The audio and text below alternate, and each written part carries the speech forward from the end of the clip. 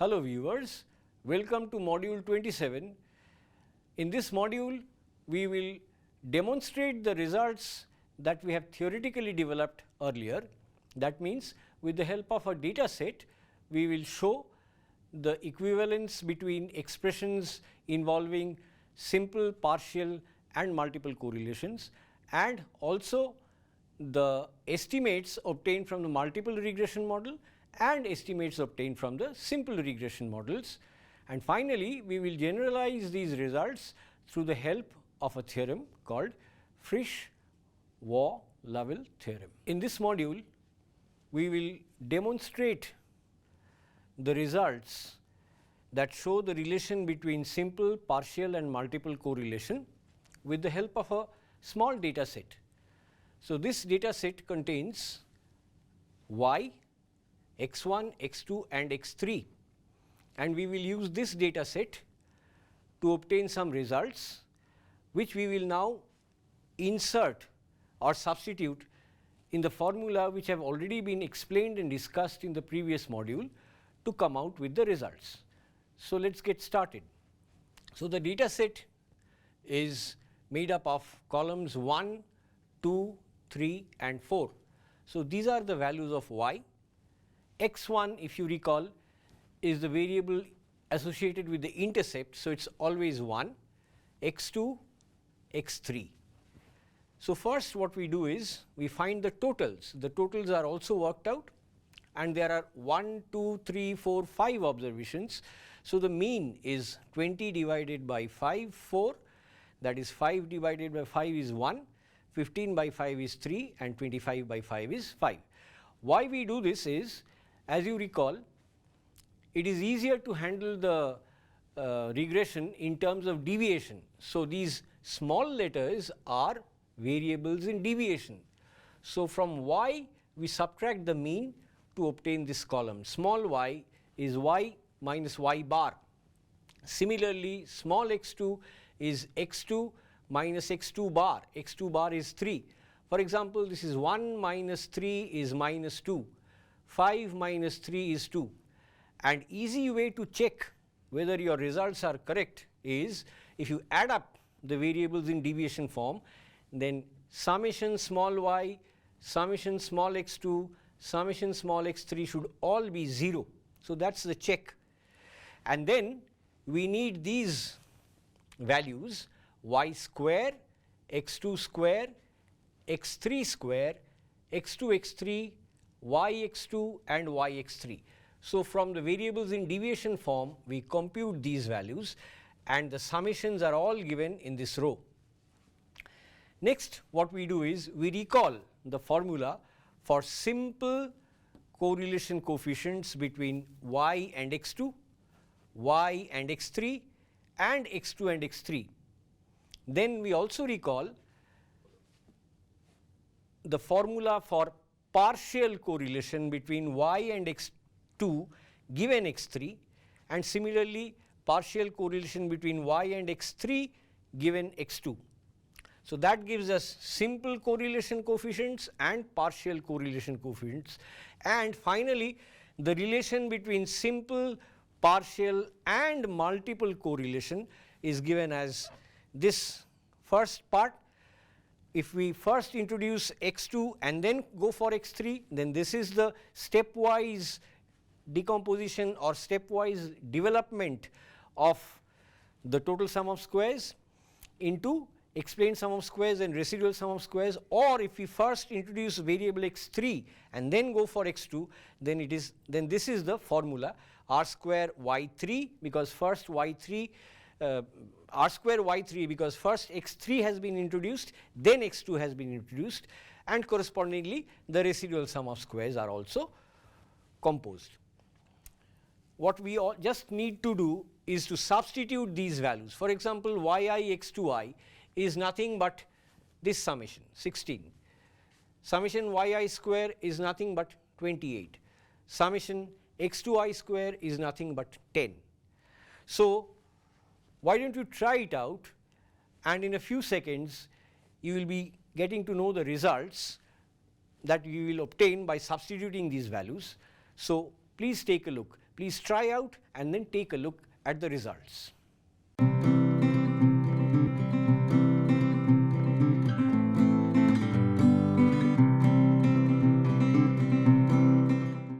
Viewers, we have already taken a look at the relation between multiple, simple and partial correlation coefficients.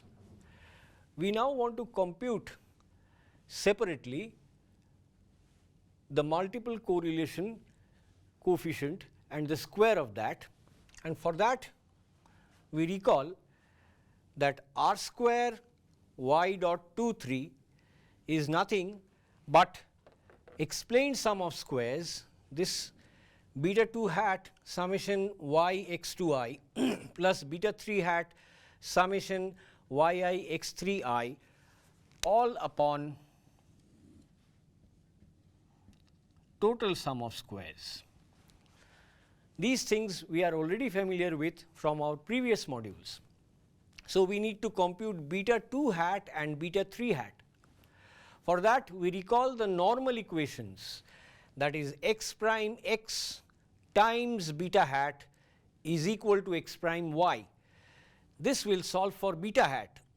So, what is x prime x? Please remember that x prime x is given by the matrix summation x 2I square, summation x 2I x 3I, and again summation x 2I x 3I, finally summation x 3I square. So, this matrix is x prime x and beta hat is a vector represented as beta 2 hat and beta 3 hat.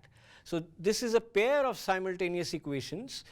So, if we solve this pair of simultaneous equations, we come out with the result that beta 2 hat and beta 3 hat are given as 2.5 and minus 1.5. Why do we do this? We do it so that we can insert beta 2 hat here, beta 3 hat here, and summation yx2 is already given here, which is 16, summation yx3 is already given here as 9. So, we find the numerator and the denominator is also present here, which is summation yi square, which is equal to 28. So, substituting these values here, the result that we obtain is r square y dot 23, that is the coefficient of determination or the square of the multiple correlation between y and both x2 and x3 on the other hand is given as 0.9465. So, what is the interpretation of this? It means that 94.65% of the total variation in y is explained by the variables x2 and x3. So, 94.65% is explained by x2 and x3, and the balance is, you might have guessed already, the balance is the residual sum of squares. So, 100% minus 94.65 is about this is 0.35 and that is 95. So, that is 5.35% will be the residual sum of squares. These results, dear viewers, will be presented in the ANOVA table that will just follow.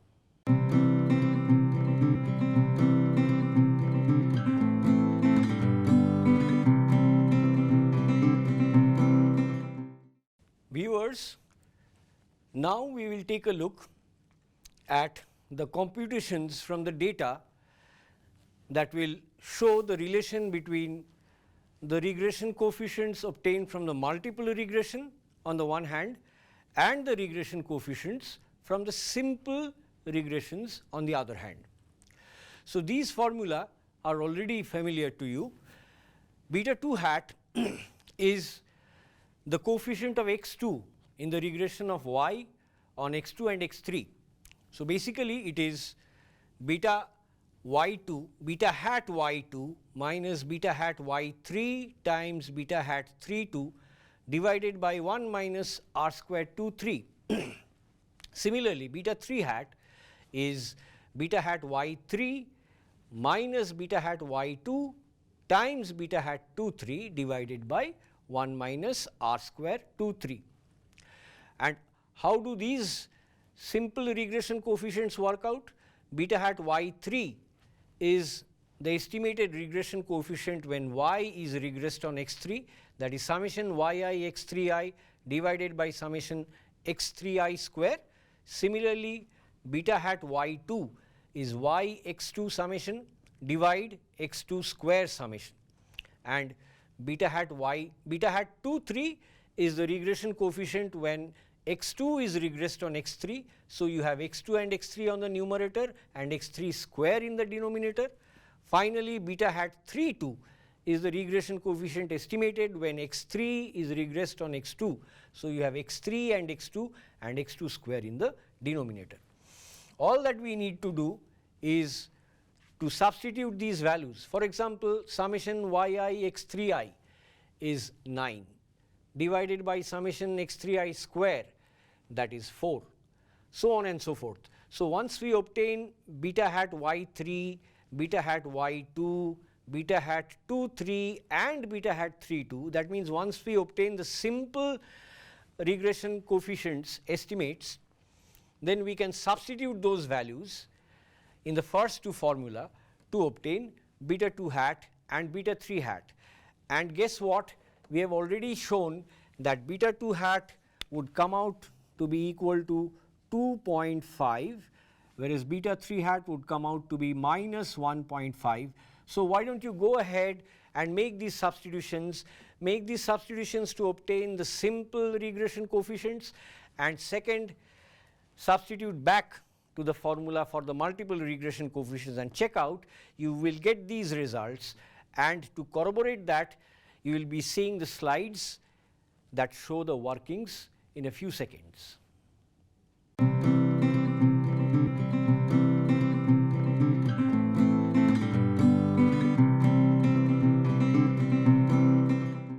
Specifically on the relation between the regression coefficients obtained or estimated from the multiple regression model and from simpler regression models. So, we will take a look at the basic idea behind a theorem called Frisch-Lovell theorem, and let us get started. So, we have our multiple regression model as y is equal to x beta plus u. Please note that this is the k variable model. So, this is n observations, the order of x is n rows and k columns, and the order of beta is k cross 1. So, we have beta 1, beta 2 right up to beta k, and this u is also u1, u2 up to un.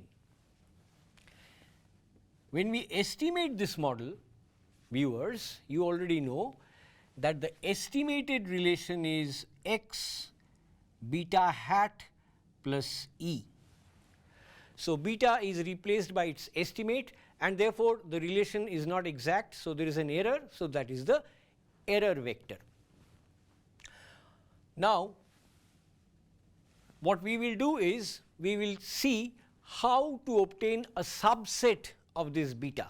For example, if there are 7 betas, beta 1 up to beta 7, then how to obtain just say beta 3, beta 4 and beta 5, something like that. Before that, some preliminaries. So, we know that beta hat is given as x prime x inverse x prime y. So, we replace beta hat by our known formula, that is x prime x inverse x prime y, and therefore, the error is y on the left hand side minus this first term on the right hand side, which is x into x prime x inverse x prime y, which gives us I minus x into x prime x inverse x prime y. So, that is apparently a formidable expression, but it is very simple. So, you take y common, so that you have I minus x into x prime x inverse x prime y, and that we denote as m times y. So, this matrix M is called the residue creating matrix. Why? Because if you pre-multiply y by M, then you get the residual vector. So, this M is the residue creating matrix, and the property of M is this M matrix is symmetric, as is very clear. If you take the transpose of this, you get the same thing. So, it is symmetric, and it is also an idempotent matrix. That means, if you multiply this by itself, M into M gives M again, that is M square is equal to M. Further, two more important properties of the residue creating matrix are as follows. So, if you write M times E, dear viewers, then you multiply this with E. So, that is E, instead of y you have E, and then you have x into x prime x inverse x prime E. You all know that x prime E is equal to 0. That is basically the compact way of writing the normal equations. These were elaborated in the earlier modules. So, M times E is equal to E, and finally, M times x, if you multiply this with x, then you have x here, and x prime x inverse gives the identity. So, x minus x is 0. So, M, the residue creating matrix, is a symmetric idempotent matrix. That means M square is equal to M. Further, M E is equal to E, and M times x is equal to 0. We will now use these properties to split this beta vector into two components. One may be from the first to the third, and the second may be from the fourth to the seventh, and we will see how to obtain one set of betas from this relation.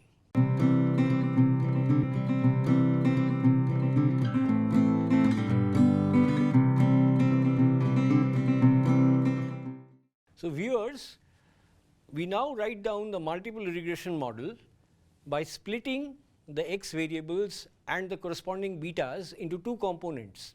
So, the x matrix is x1, x2, xm, and then m plus 1, m plus 2 up to k. So, the first set of m variables we denote as x1 with a bracket, and the remainder we denote as x2. So, that gives us x1 beta 1 plus x2 beta 2. Please note that this is a set of x variables, this is another set of x variables, and the estimated relation is given when we write, instead of beta 1 hat, instead of beta 2 hat, and we have this error. So, what is the basic idea? If you want beta 2 hat only the betas associated with the second set of variables, then how do we go about it? What is the general principle that we had already discussed and elaborated? Basically, we will cleanse y of x1 and obtain pure y, then we will cleanse x2 of x1 and get pure x2, and then we will regress pure y on pure x2. So, first y will be regressed on x1 and the residuals will be obtained, and then x2 will be regressed on x1, the residuals will be obtained, and the final result is as simple as saying that we obtain beta 2 hat when we regress pure y on pure x2. Now, it will turn out to be that we will not have to go through such an elaborate procedure, only the first part will be enough to give us the final result. So, we begin by regressing y on x1 only and getting pure y. So, that is written as y is equal to x1 beta 1 hat plus an error when y is regressed on x1. Because this error and this error are not the same, here you have only x1, here you have x1 and x2. So, what is this beta 1 hat? This beta 1 hat is going to be x1 prime, x1 inverse x1 prime y. And therefore, this y will be equal to x1 times beta 1 hat, which is x1 prime x1 inverse x1 prime y plus E when y is regressed on x1. Therefore, this residue y regressed on x1 or pure y will be I minus x1 into x1 prime x1 inverse x1 prime y. That we now denote as m1y. The same principle, y regressed on x1, so that is the residue creating matrix m1. Only instead of x we have x1 here. So that is the residue creating matrix. So that is nothing but pure y. Of what use is this? Let us see how we can use this. So from this basic relation we can write m1 times y. From this first or original relation we can write m1 times y is equal to m1 x1 beta 1 hat plus m1 x2 beta 2 hat plus m1 times E. Now let us recall the properties. Remember, m into x was 0, so m1 times x1 will vanish. This is 0. What else? Remember, m times E was E, so this will also be equal to E. So this reduces to m1y is equal to m1 x2 beta 2 hat plus E. Now we will come to the final result in a single step. What we simply do is we pre-multiply by x2 prime. So x2 prime m1y is equal to x2 prime m1 x2 times beta 2 hat plus x2 prime E. And once again, from the normal equations, x2 prime E must be equal to 0, because x prime E is one whole set, a part of which is x2 prime E. So both these are equal to 0. x1 prime E and x2 prime E are both equal to 0. So this is equal to 0. That, dear viewers, leads to the final step, that is x2 prime m1y. So we have x2 prime m1y is equal to x2 prime m1 x2 beta 2 hat. So what is this? This is nothing but x prime x when x is replaced by x2 purified of the effect of x1. So therefore beta 2 hat is x2 prime m1 x2 inverse x2 prime m1 y. And if you further explain it, I mean if you further elaborate on it, it is very easy to see what is this x2 prime m2 prime or